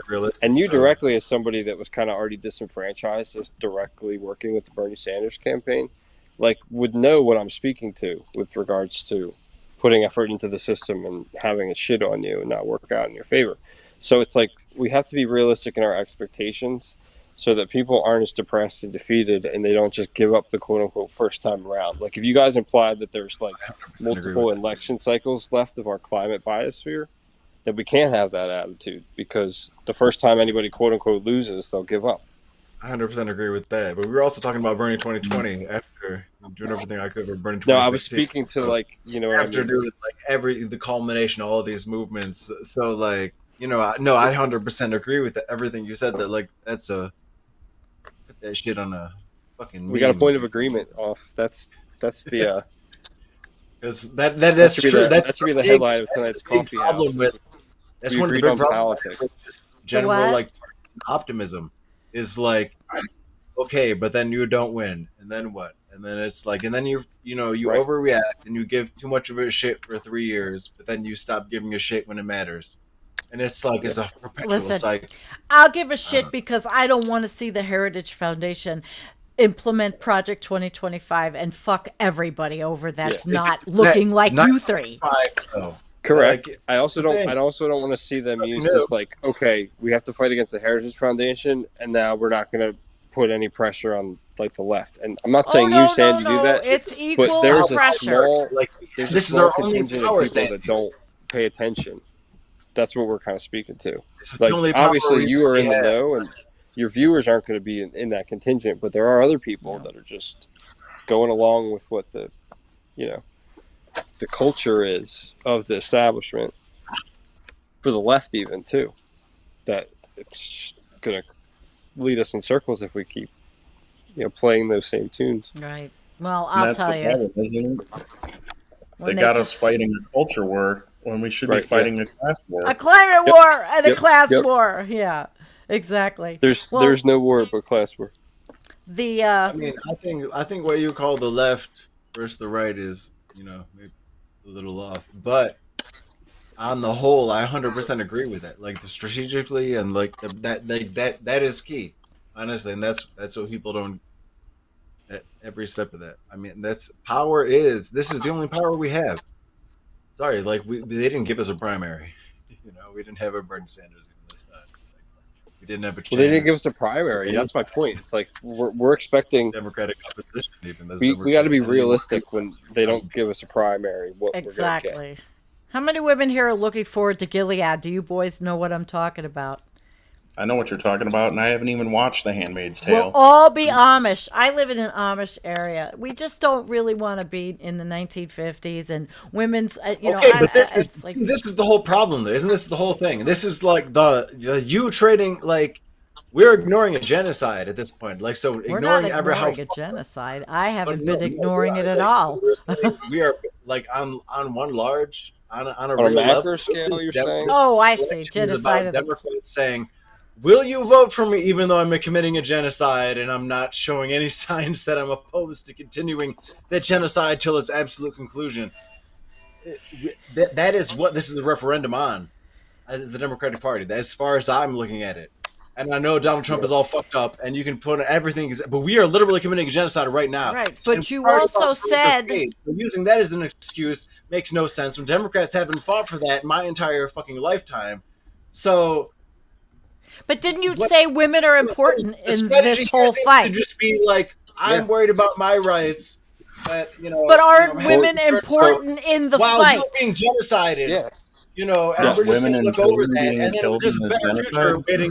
Over the bodies of, I don't know. This is where it gets really kind of difficult to discern what the right position is, because there has to be there has to be education and information provided to all parties. But I mean, we know what's obviously genocide in human history. There's no question. Of course, if you want to know, it's just like climate. This is why COVID is just like climate is just like the Gaza genocide. It's climate genocide, it's Gaza genocide. If you want to know, we all have the fucking internet. You have to. We're forced to by modern techno-capitalism in a first world society. Like, if you want to survive for a fucking day, you got to have access to the internet. With access to the internet, you can figure out the information on this if you use critical thinking on every single one of these issues. You can watch every single fucking day. How many piles of dead children do you need to see to decide who's like what's going on here? Like, literally, how many piles of dead billionaires' children? Oh my children's God. bodies bent all kinds of fucking ways and fucking just bloody piles. No one can even go count the shit because they all get murdered too, and they use it as tactic. And we know this shit. This is the most open genocide in human history. Like, that's, and so I don't. That argument falls to me on deaf motherfucking ears. I feel like Okay. getting back to I'm take a breath. Why do you think I love you guys? Listen, you are the three Doomigos. And I am certainly not going to squelch your free speech. We can't smell Scots. The problem with talking about like our personal rights and comforts, not speaking to anybody here, but in general, is overlooking, for example, the amount of carbon emissions that are coming out of the present military conflicts. Yeah, like, they're not factored into any IPCC solution to What's happened over the last 12 months could have knocked us over what tipping point. Like, I keep hearing about how we're at 1.5 C, even though it's like, and these like CO2 equivalencies that aren't factoring in every gas, and it's just lowball numbers from what we consider a lot of the scientists, like IPCC stuff, like it's lowballed on purpose. So we're not factoring in, how many buildings were destroyed in the last 12 months, the rubble, the carbon emissions from, all the planes, all the bombs, like that's not even factored into all the warming we're getting out of research papers. So it's way worse than panels on every drone. Yeah, and hydroelectric, and if we hold hands really tightly in a circle, demolishing your neighborhoods, everything there will fix out. I think the word you have to sing is kumbaya too. Kumbaya. I should have pulled that up. I'd probably get a copyright. That's Kumbaya. just kind of what I hear when we talk about, we got to do this and that. It's just like, all right, let's sit in a Exactly. circle. Kumbaya, motherfucker. We're really loud, and maybe Let's what do you talk it. about will come The thing is, fruition. we're down. Wait, here's a good comment. Susan, an interesting factor in the issue of controlling the number of children a woman has is the fact that so many children die in countries being devastated by Exactly. climate This is- change. Mm-hmm. Very like, if you good want to comment, back to Susan. Parallels of let's bring it full circle. The parallels with COVID-19. Remember, in the early days, it really felt like, the in the United States, which is a lot of controlling even the global political narrative, was, the elite, white collar, upper middle class, we can go remote, but meanwhile, it's the heroic, nurses and working class heroes and shit on the front lines getting COVID and dying of the shit. And that's the same way they feel about climate, and that's the same way. I mean, it ties in with everything, with reproductive rights and everything, and it's like literally reproductive rights are like the basis of a civilization. If women don't have that shit, yeah, it's not a Okay, civilization. so then do you see why we're upset as far as this the thing is, I don't goes? understand. I totally understand why you're upset. Okay.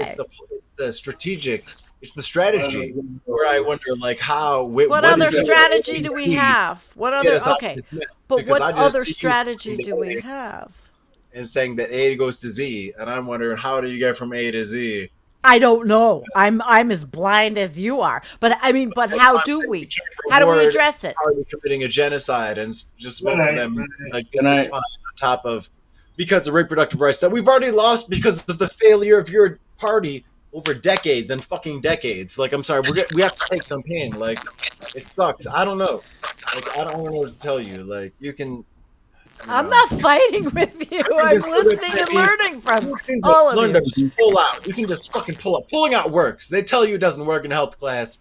I'm sorry. If you do it right, if you do it, fucking do it. It's A or B. You pull out or you don't. I'm sorry. If you don't pull out, pull out method doesn't work. Dude, You're gonna go to jail if you're not married and you have sex in like 10 years. Oh my god! No, you're not. Dude. You're being dramatic, because then I'm being dramatic. Yeah. Be in jail, like, they would not pass that kind of law. You got to be real. You will pass. I'm trying to be real. Is the thing, though. I'm trying to be real. I've been studying the evangelical. No, that's not true. Anti-couch fucking legislation? No. You know that's true. Not true. I know it's true. Yeah, it's true. but you know it's not true. No, it's not. It's not. All right.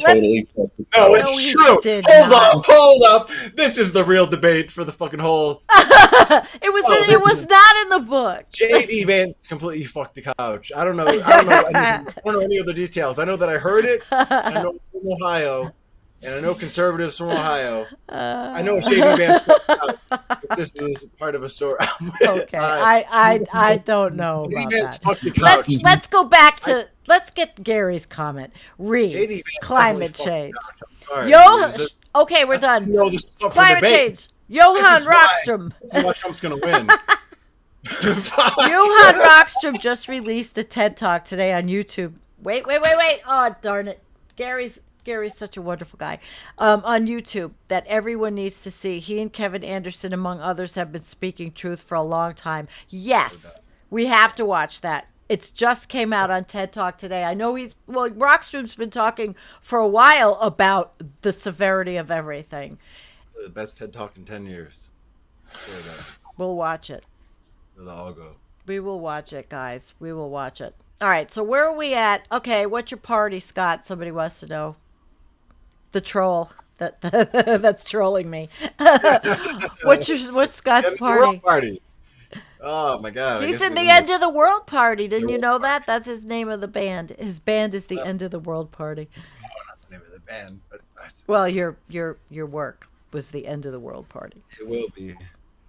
End. Okay. We lost Jay. We lost Justin. Justin is lost. But we're gonna be wrapping it up soon. I just wanted to all right, so I like to get to the comments. Scott, you want to live on a homestead, Poppy says. It's not a She's question. there. All right, Gary again, because he's always got great ones. Ecocide and genocide are one and the same. Search for Reverend Dr. Munther Isaac from Gaza on YouTube or the internet. Go look for what's happening, not the mainstream media fire hose of bright green lies, which we know because I don't even have TV like that anyway. We do know that, but What do thank know? you. Thank you. No, Thank you. he was like Thank the Catholic you. priest in Gaza, so I hope he's still alive. All right, he's Yep. back. So we're gonna wrap up with we'll wrap up with a couple of well, I don't know. Oh yeah. Oh, absolutely. We did. Pull out of that Corey couch. You don't know it's Corey that couch. we I heard did, but about it. I don't know if everybody did. It was I thought it was good. Oh my god, I dude! thought it was JD good. Vance is lucky I'm not the vice presidential candidate for Kamala Harris. All right. Well, couch jokes. Okay. So how do we want to wrap Ohio. how do Couch we want fucking to joke, couch wrap fucking joke.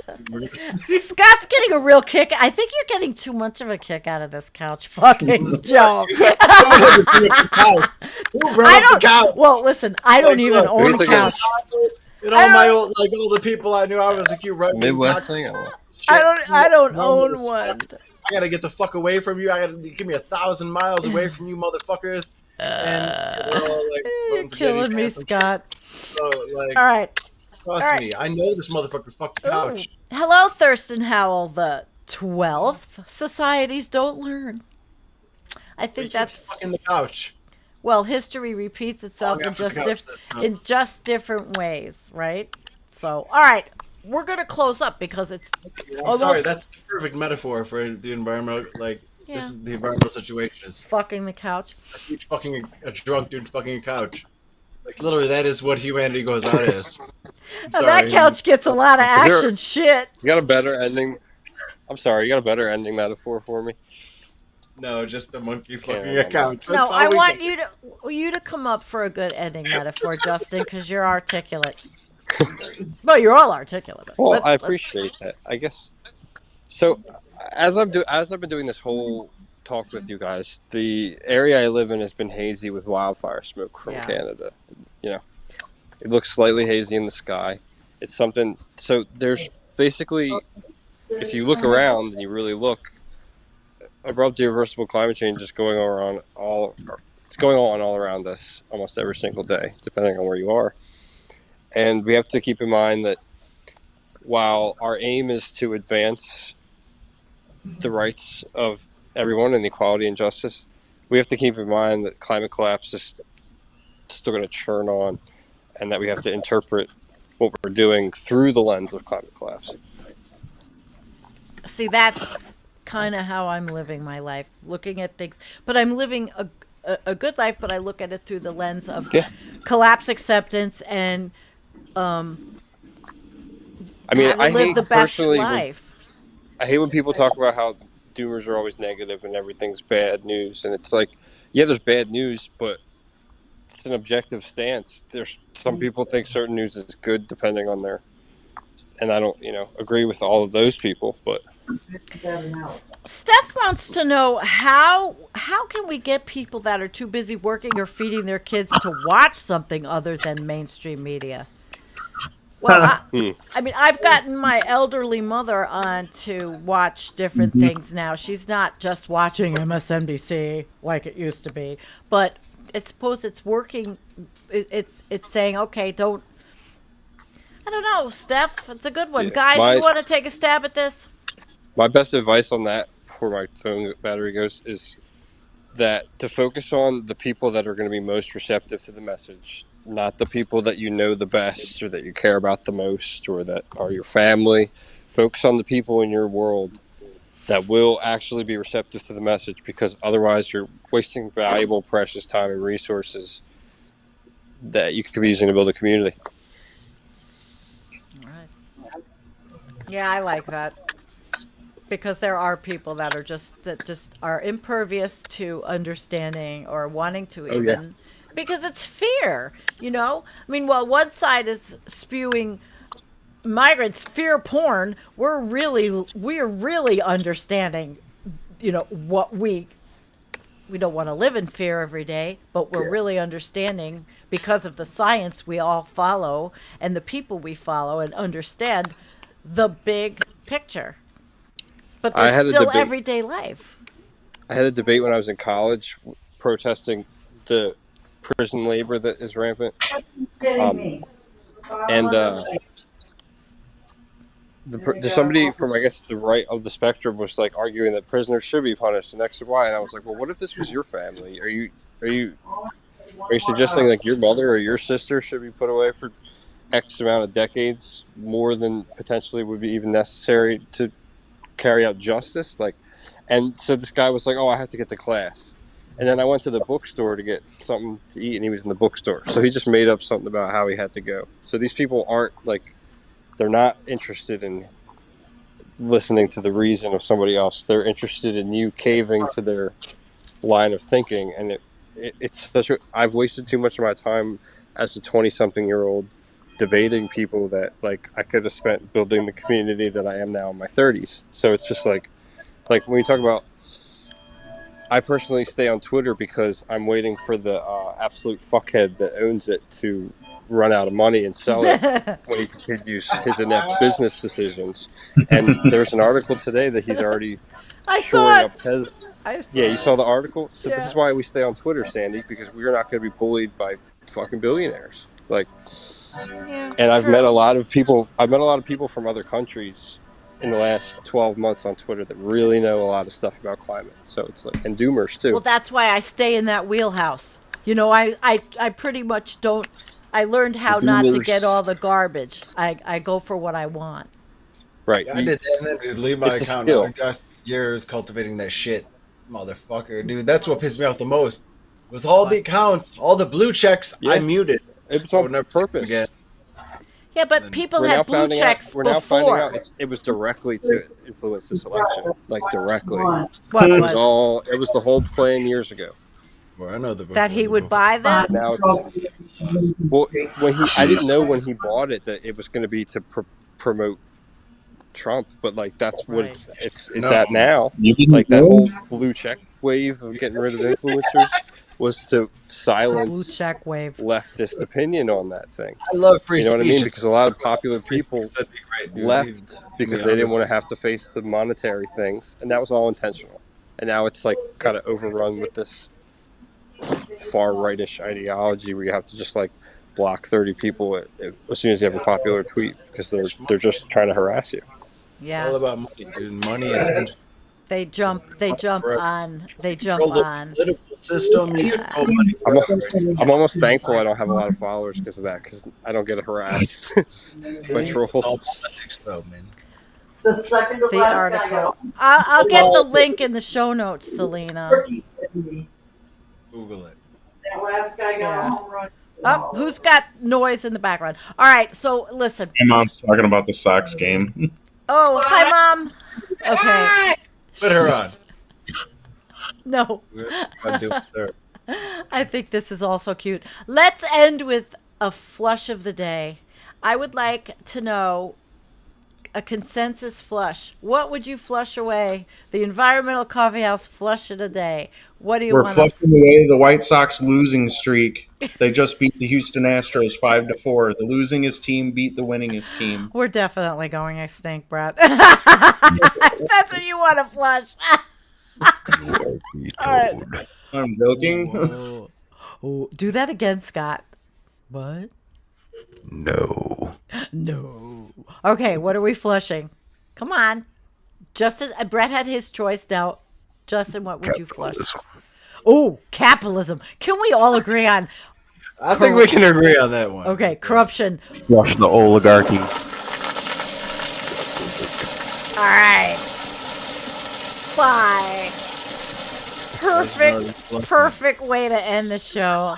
Perfect way to end the show with the three Doomigos. I had a good time. You know, I think we went over a lot of good stuff. The three Doomigos. Oh, I think it's funny. Yep. Yeah, all right. I would like to do this again. When are we going to do this again? Another few months? But this time I was in with you? You didn't want me in with you last. I mean, I didn't want to be in last time, but Bi-monthly. what's the verdict? Was it better with Bi-monthly. me? Was it better with me? Mhm. Yeah.